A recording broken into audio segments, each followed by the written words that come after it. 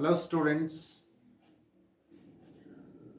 In the previous video, I have explained about interference of light. I think you understood the concept of interference of light. So if I want to say the definition of interference of light, it is the modification of intensity of light when two or more waves can superpose. So that phenomenon of light is said to be interference of light. So dear students, today in this session of class, I am going to explain the next phenomenon, that is diffraction of light. So this phenomenon, diffraction of light, is also explained on the basis of wave nature of light. So the definition of diffraction of light is, it is also modification of intensity of light. Here the modification of intensity of light is not because of the superposition of light waves. It is because of the bending of light waves around the small obstacles. So the definition is very simple. The diffraction of light is defined as the bending of light waves around the small obstacles. So why I am using small obstacles? Because the wavelength of light is very small. So if wavelength is smaller, then the bending phenomena can take place with a very small objects, isn't it? So if I consider a wavelength is longer, the obstacle size or the small size, obstacle size is bigger, then also they can undergo bending. So sound waves undergo large diffraction than the light waves because the wavelength of sound waves is very much longer than the light waves. So to understand the diffraction phenomena related to light, so one should consider a small obstacles. Here for the small obstacles we are going to take pinhole. So if you are considering a pinhole, so through a small hole, so diffraction of light can take place. So today I want to discuss about the phenomenon of diffraction of light. So the definition I already told, diffraction of light, bending of light around the small obstacles. Suppose if I consider a pin here, so this is the opaque body, this is what the pin. If the light is coming from here, at the small edge the light waves can bend, and this bending can be observed and this can be spreads up into geometrical shadow. On the geometrical shadow we cannot see a fine shadow or fine layer of light. So there should be some disturbance, alternative dark and bright can be observed. So that is because of bending of light around the small obstacles. Okay, so that bending is considered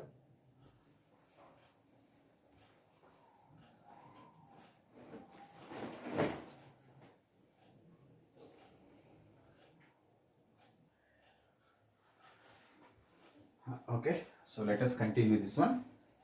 So diffraction of light around the small obstacles, it can bend. Why the light can bend? Because light is having wave in nature. So and that can be spreads up into geometrical shadow. So that phenomenon of light is said to be diffraction of light. So to understand diffraction of light, let us consider a single slit. So this is what single slit, opaque body. A narrow hole is made, that is what hole or slit like structure. If you pass a light through this small hole, around the edges the light can bend. That bending of light is said to be diffraction of light.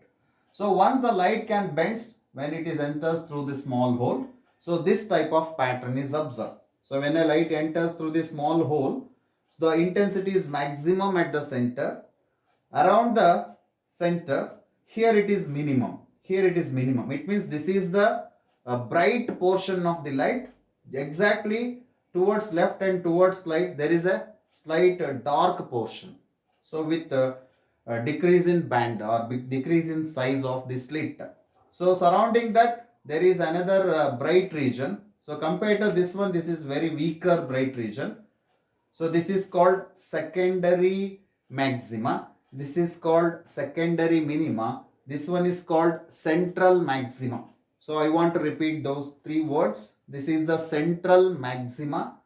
These two are called secondary minima, and these two are called secondary maxima. So the rest of all the things are said to be secondary maxima or secondary minima. So if it is dark, it is called secondary minima. If it is a bright of decrease in intensity, is called secondary maxima. So to get, see here, central maxima is bright, the secondary minima is dark, the secondary maxima is again bright but weaker intensity. If you go on away from the central maxima, the intensity of light goes on decreases with alternative dark and bright of unequal width. The width goes on decreases. So the slit width goes on decreases here. So this is because of bending of light. To understand the theory of diffraction of light, let us consider a single slit. When a light passes through the slits, you know that bending of light. That bending is shown here in this direction. So exactly at the center, so let us consider a straight line passing from L to C is exactly straight line, equidistance from L and N. So Ln is the slit. Ln is the slit width. The width of the slit is given by, let us consider A. The gap between here to here, it is A. A is the slit width. So from here to here, it is half of the A. It is A by 2. Here it is A by 2. Okay. So here what we are assuming, let us consider a line. M is the midpoint of the slit Ln. Ln is the slit. The width of the slit is A. And M is the midpoint of the slit. So from the midpoint, you draw a straight line to the point C. So from L and N also we are getting a parallel lines towards C. So C is the position where the central maxima is obtained. Now other than C, if you are moving towards upward or towards downward, we will get any arbitrary position. There it may be secondary maxima or secondary minima. It depends upon the value of the n value. So n is an integer here. I will tell how we are getting the value of n here. So let us consider at any arbitrary position P. To the position P, MP is a straight line. MP is a straight line. So parallel to MP, from L and N up, consider two more straight line parallel to that one. So it can reach the point P where we are getting whether it may be secondary maxima or secondary minima. So that will decide this theory. So to understand at this point, we need to consider here the value or the secondary maxima or secondary minima is decided by the path difference at this point. So L is close to P, but N is not close to P. It is bigger than the or lengthier than the N value. Ln is smaller and MP, LP is smaller than the NP. So that path difference is given by this value. So NQ is the path difference. NQ is the path difference. So you know how to calculate path difference by subtracting this by this. But here we are getting a diffraction pattern. Here I will consider a right angle triangle. See, this is what the right angle triangle now. This is 90 degree. This is what right angle triangle. So let us consider if this is theta and this one is also theta. Theta is the angle between the perpendicular line and the line which is taken from any arbitrary position to the equidistance position. This is an angle theta. So all these values are theta only. If this is theta, this one is also theta. So for this theta, this is opposite side and this is hypotenuse. Let us consider, I want the value of opposite side means we have to consider sine function. So sine theta is opposite side divided by hypotenuse. Sine theta is opposite side. Opposite side is NQ. NQ divided by what is hypotenuse? The width of the slit. So what is the value of width of the slit? A. A is the width of the slit. So then the path difference, NQ is considered as path difference. So NQ is equal to A into sine theta. Clear now? NQ is equal to A into sin theta. Since here the gap from here to here it is very small. Since the theta is a very small value, for all the small theta, sin theta is nearly equal to theta. That's why, so sin theta can be written as theta only. So it is approximately equal to A into sin theta is approximately equal to A theta only. So this is the path difference. So the value of path difference is taken as the slit width into the angle of subscription with respect to the particular position and to the equidistance position. This angle decides the path difference. In terms of an angle, we are considering the path difference. So if I multiply theta with the width, we will get the path difference. Clear now? So this is very important concept. So how to calculate the path difference? You multiply the slit width with the angle. So angle means with respect to the equidistance position to any arbitrary position. So here it is theta. Equidistance position to any arbitrary position theta. If I multiply theta with the slit width, we will get path difference. So I will consider another example for that. To take the path difference, let us assume that this slit is divided into two equal parts. So exactly two equal parts means from here to here it is first part, from here to here it is second part. So from first part to here, I mean the width of the first part is A by 2. So let us consider width of first part is A by 2. Here it is A by 2. If I want to consider the midpoint of LM, it is M1. The midpoint of MN is M2. Clear now? If I take the distance from here to here and here to here, it makes an angle theta. Then how to calculate the path difference? We have to multiply the distance from here to here, because this point M1 and M2 acts like the edges of the slit, multiplied with the angle, subscribed angle. So that will become subscription angle is theta. From here to here the distance is, let us consider y.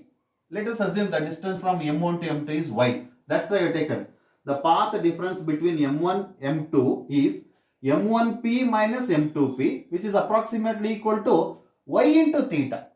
So what is the value of y? The width from M1 to M2. The gap between M1 and M2 is said to be y. So if I multiply theta with y, that value will give the path difference. So generally we can say how to calculate the path difference. So the path difference is calculated by multiplying theta with the slit width. So the total width is A.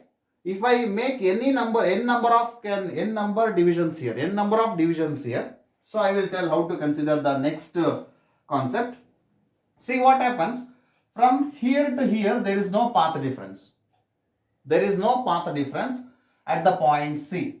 So it means at the point C, if there is no path difference, 100% it should be constructive. So constructive means central maxima, the intensity is maximum here.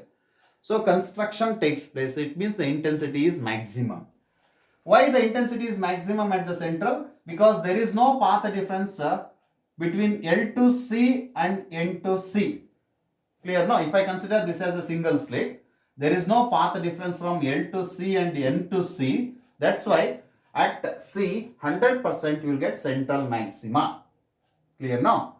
So, but if I consider other than central maxima, close to the central maxima, see here for the secondary maxima. So, this is secondary maxima. This is secondary maxima. Bright, maxima means bright, minima means dark. You can remember this. For secondary maxima, path difference. So, path difference means what is the function of path difference? A theta. A theta is here equal to n plus half lambda. This is the theory related to the secondary maxima. See here, for secondary maxima, path difference. What is path difference? A theta. A theta is approximately equal to n plus half lambda. See here, in the interference, if the path difference is n plus half lambda, there we have taken as destructive interference. But here it is taken as constructive. Because we are getting maxima. Maximum is bright. So if the path difference is n plus half lambda, so the meaning of this is n plus half lambda is n is, if I take 2 as a LCM, 2n plus 1. What is meant by 2n plus 1? It is nothing but odd number or even number. It is nothing but odd number. So odd multiple of lambda will gives the constructive interference, constructive intensity. So constructive means the intensity is more here, isn't it? There is a bright region. So the difference between interference and diffraction is in interference. So if I want to consider a constructive interference, there should be an integral multiple of lambda or even multiple of lambda. Even multiple of lambda by 2 there will take. So here it is n plus half lambda. It means, what is the meaning of this? Even multiple or odd multiple? Odd multiple of lambda. If the path difference is odd multiple of lambda, then you will get maxima. So bright region. But the intensity is weaker compared to the central maxima. I will tell why it is. So then, what about in the next step? If this theta, a theta is nearly equal to n plus half lambda, this is the condition for secondary maxima in a diffraction of light. So for secondary maxima, the theta value should be equal to theta. How much the theta has to be taken here? Theta is approximately equal to, just cross multiply a transfer to the right hand side. It will become n plus half lambda by a. N plus half into lambda by a. You call this is equation number 1. Now we clear now? So what is the condition for secondary maxima? If the path difference is what is n plus half lambda. N plus half lambda is nothing but odd multiple of lambda. Odd multiple of lambda. 2n plus 1 can be written as 2n plus 1 or lambda by 2 it will get. Odd multiple of lambda by 2. Clear now? So then, but in interference, that is opposite to that. Opposite to that. Even multiple of lambda by 2. So if I consider 2n lambda by 2, this is for constructive interference. If I consider 2n plus 1 lambda by 2, it is for destructive interference. I am talking about interference there. But here we are talking about diffraction of light. See the difference. So if it is a odd multiple of lambda by 2, then it is constructive here. There it should be destructive. That is the difference between interference and diffraction. Okay. So I will move on to the next concept. That is, if I got theta is approximately equal to n plus half lambda. Just we are simplifying this. Call this is equation number 1. If I want to explain about the secondary maxima, we are considering equation number 1. That's it. Similarly, for secondary minima, minima means it is completely dark. So this is secondary minima. See, this is central maxima. This is central maxima and this is secondary minima. It means it is completely dark. At secondary minima, so this is also secondary minima. Again we will get bright, again we will get dark, but the width goes on, decreases each time. So here we will come to know why it is possible like that. See what happens. For secondary minima, the path difference, a theta, what we have taken a theta is n lambda. So what is the meaning of n lambda? Here it is 2n lambda by 2 means integral multiple of n lambda, which is similar to that one. It is, what is the meaning of this? N lambda is nothing but even multiple of lambda by 2. N plus half lambda means odd multiple of lambda by 2. Here I am simplifying 2 value, that's why I will get an integral multiple of lambda. If it is integral multiple of lambda, here we are getting the minima. It means destructive. Minima means destructive. There, if it is n lambda, we are getting constructive in interference. So you can remember this carefully. In constructive and destructive, the condition is completely reversed. If it is even multiple of lambda by 2 in interference, it is constructive. Here it is destructive. So it means it is minima. N lambda, if the path difference is n lambda, minima. If the path difference is n plus half lambda, maxima. So now we clear now. Just simplify this equation. Theta becomes n into lambda by a. Call this is equation 2. You know what is n? N is an integer, whether it may be positive or negative, plus or minus 1. We cannot take 0 here, but exactly at 0, 100% central maxima is obtained. So there is no question of the secondary maxima, secondary minima. At n is equal to 0, it should be central maxima of bright fringe. So come to the condition. Now to understand how we are getting secondary minima and how we are getting secondary maxima. So first of all, I will consider how this secondary minima is obtained. So these are all secondary minima. This is first secondary minima, second secondary minima. This is again bright and this is again dark. See here? So like this, it on goes on, increases on both the sides. So this is a bright region and again we are getting dark region. That dark region is called secondary minima. Bright region is called secondary maxima on both the sides of central maxima. See, this is central maxima. This is secondary minima. Minima means low intensity. This is secondary maxima. This is secondary minima. This is secondary maxima. It means each time intensity goes on, decreases. At the end, it is completely dark. Zero intensity. Dark means zero intensity. We are not getting any variation of intensity there. Here, to get a secondary minima.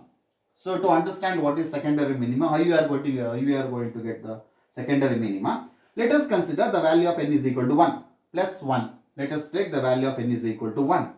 See, what is the condition for minima? We have to take this equation number 1 or 2.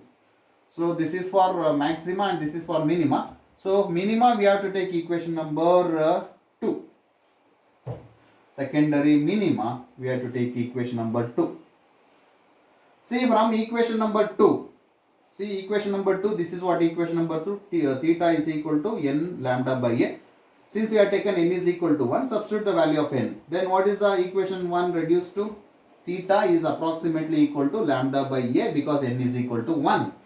Clear now? So to understand secondary minima for n is equal to 1. So n is equal to 1. From equation 2, we are getting theta is approximately equal to lambda by a. We have taken this equation. Equation number 2. Theta, if I substitute the value of n, it is reduced to lambda by a. See, now to understand the secondary minima, you can divide the whole slit into exactly 2 equal parts. If you divide the whole slit into exactly 2 equal parts, from here to here it is a by 2, from here to here it is a by 2, then what is the width of each slit? What is the width of each slit here? The whole slit is a. The width of each slit is a by 2. Then how to calculate the path difference of a by 2? So slit width into the theta value, the angle subscribed between the equidistance position and the position we have to take the secondary minima. Clear now? So that is considered as theta here. Then the path difference between m1 and m2. So the path difference between m1 and m2, it means that gap. So what is the gap value here? From here to here it is a by 2. From here to here it is a by 2. It means from here to here it is also a by 2. Clear now? So therefore, the path difference between m1 and m2 is equal to m2p minus m1p, which is equal to theta times a by 2. So what is the general definition here to take the path difference in terms of angle? You multiplied the angle with the gap. Which gap? Slit gap. Slit gap here, it is a by 2. Here it is a by 2. Here it is also a by 2. So therefore, you multiplied theta into a by 2 or theta with a by 2. So this is the path difference. What is the value of theta here? Substitute that theta here. So theta becomes lambda by a into a by 2. So a get cancels, which is equal to lambda by 2. It means whatever the light we are using whose wavelength is lambda, half of that wavelength we have to consider for the path difference. If the wavelength is half of that wavelength, so lambda by 2 means what is the phase difference? Path difference is half of the wavelength. Then what is the phase difference? So lambda, you know what is lambda? Lambda is equal to 2 pi. one wavelength is equal to 2 times the pi value. It means for one complete wavelength, the phase difference, the phase value is 2 pi. So for one complete wavelength, the total phase is 2 pi. So if I substitute here, it means 2 pi divided by 2 means 2 will get cancelled. Then what is the phase difference is pi. So pi, what is that? The meaning of that pi here? See, whatever the wave can reach from here to here, this is 1. So this is the wave which can reach at this point. From the second position, from here to here, it can reach 180 degree phase. So it starts from 0, but this starts from 180 degree. This starts from 180 degree. So the crest of first wave falls on the trough of second wave. It means the trough of first wave falls on the crest of second wave. So this intensity cancels with this one and this will cancel with this one. So final the intensity becomes 0. It means it is nothing but minima. So why the intensity is minimum at these two positions? So because whatever the waves can reach from here to here and here to here is 100% out of phase. Out of phase. Why it is out of phase? What is the phase angle or phase difference between the first wave and second wave to reach at this point P? It is 180 degree.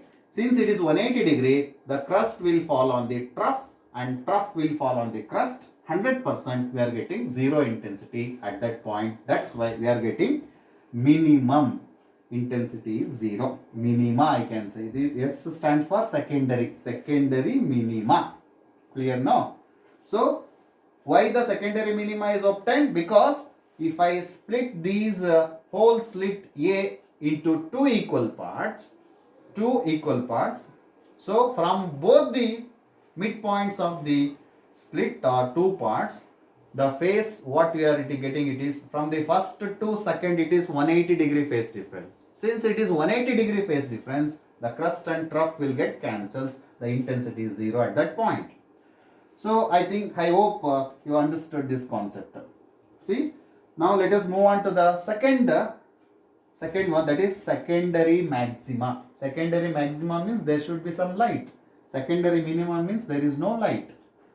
See, at secondary maxima, so let us consider again n is equal to 1.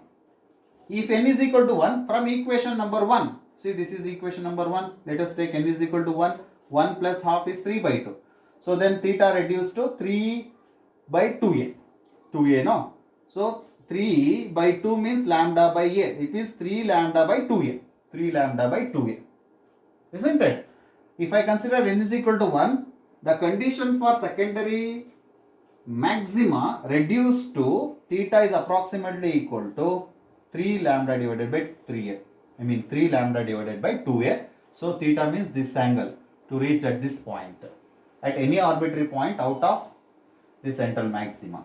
See what happens if theta is equal to this value, the path difference. To understand path difference, what we are considering, let us assume the whole slit Ln is divided into 3 equal parts. Here we have taken the whole slit is divided into 2 equal parts. Here to understand the secondary maxima, let us consider the slit Ln. The gap Ln is A. This is divided into how many equal parts? Exactly 3 equal parts. If it is divided into exactly 3 equal parts, what is the width of each part? There is a width A. If it is divided into 3 equal parts, it means 2a divided by 3. 2a divided by 3. So what is the width of each part? What is the width of each part? A by 3. Clear now? So the width of each part is a by 3. It means 2a by 3 is the width of one part. 2a by 3 is the width of two parts. So a by 3 is the width of one part. Here we have to take two ends of each part. So what is the two ends of each part? It should be 2 by 3a. It is 2 by 3a. So if I multiply 2 by 3a to the angle subscribed, to the angle subtended with respect to the position and the equidistance position, then it will become 2 by 3a. So how many, what is the total gap from L to N? It is A, isn't it? If I divide this whole Ln split into 3 equal parts, it becomes, what is the width of each part? It is A by 3. It is A by 3. Now we want to consider the path difference between first and second. First and second part. Then the two ends of each part, then the path difference can be written as 2 divided by 3. So I want to clarify clearly for that one. See here, this is what the split A. So what we have to do? We have to divide it into 3 equal parts. 1, 2, 3. This is first part, this is second part, and this is third part. The part, this is A by 3, this is A by 3, this is A by 3. Isn't it? So I want to take the path difference between first part and second part. From here to there, from here to there. The position of P. Clear, no? So this gap becomes sum of these two now. So that means, what is the value from A by 2? It is 2A by 3 into the angle subtended. Clear, no? I hope you understood this concept. See, out of 3 parts, we have taken the path difference between first and second. So if it is 2A by 3 into theta. Clear, no? 2A by 3 into theta. So what is the condition for theta? Theta should be equal to 3 lambda by 2A. Substitute that. 2A by 3 into 3 lambda by 2A. So the cancel term is 3 cancels, 2 cancels, A cancels. The remaining term is only lambda. It means the total path difference between the first and second out of 3 should be equal to lambda. If it is lambda, what is the meaning of lambda? It is 2 pi. So 2 pi means 360 degree phase difference. Again it is out of phase. So the light from this one will cancel with the light from this slit. No intensity of light. But there is one more slit left. Out of 3, one slit is left now. So out of 3 slits, what we are divided or what we assumed. So the total is A. Out of A, we have make it to 3 parts, A by 3, A by 3, A by 3, each part. And the first and second will get cancels because these two are out of phase. These two slits are out of phase with the respective position. But this is not out of phase. The third slit is not out of phase. So what happens here? So this slit, whatever the light passing through these slits will make or will put some intensity of light at this point. So out of 3, one part of light is present at this region. So at this region. So at that region means it is secondary maxima position. At secondary maximum position, if n is equal to 1, it means for n is equal to 1, so 1/3, it means 1/3 of light is present at this region. If n is equal to 2, 1/5 of that light. So here that whole slit is divided into 5 equal parts. See, for n is equal to 2, whatever the slit A is divided into 5 equal parts. 1, 2, 3, 4, 5. So out of 5, first and second out of phase. Third and fourth out of phase. But the fifth one is left now. So that light is present at this region. Clear, no? So but each time, see, 1/3, it means intensity is reduced compared to central maxima. 1/5, again the intensity reduced to compare to this one. 1/7, etc., etc.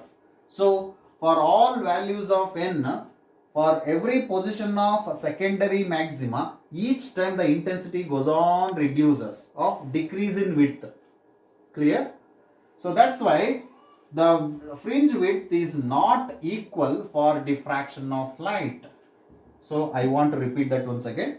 So if I consider n is equal to 1, you can divide the whole slit into 3 equal parts. The first and second part is out of phase. That intensity is moved to this here central maxima actually. That's why the central maxima is very much brighter.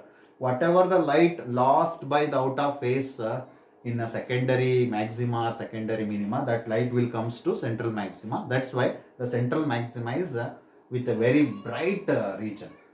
Clear? So to understand this diffraction, So this path difference concept is very important. See, central maxima means bright region. There the path difference is 0. It means n is equal to 0. Here n is equal to 1. So we are getting secondary minima first and secondary maxima second. So for all values of n is equal to 1, 2, 3 plus or minus whatever it may be, we are getting secondary minima first and then secondary maxima, secondary minima, secondary maxima, like this. So this is what central maxima, this is what secondary minima. So minima means bright, this is central maxima, this is secondary minima, secondary minima. So plus value, another one is minus value. So this one is what? Secondary maxima, secondary maxima. Again this one is secondary minima. It means bright, dark, bright, dark. But this intensity is very much greater than this one. Here the intensity, why it is weaker? Because out of third part, 3 part, only 1 part of light is present here.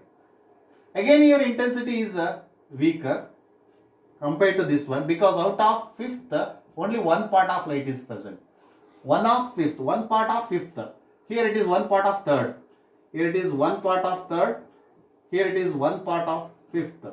It means it will goes on increases. Finally it will become dark on both the sides. Central maxima is very high intensity. Each time intensity goes on decreases, but decrease in width. Clear now? So that's why the difference between interference and diffraction is, in interference the superposition of light wave takes place. This is one of the very important question in the examination. The difference between interference and diffraction. See, interference is the phenomenon of light where the superposition of 2 or more light waves can take place. But the diffraction is the modification of intensity. Again here also the intensity is modified. But the thing is, here the bending of light takes place around the small obstacles and spreads up into geometrical shadow. In interference, the width of bright fringe is exactly equal to width of dark fringe. But in diffraction, the width of bright fringe is not equal to width of dark fringe. Okay, so this is what the major difference between interference and diffraction. Okay, so I hope you understood about the diffraction of light. So with the help of diffraction of light, in the next video, I am going to explain how to explain the resolving power of the optical instruments like telescope and microscope. So that I am going to explain in the next video. So thank you. Thank you for everyone to watching this video.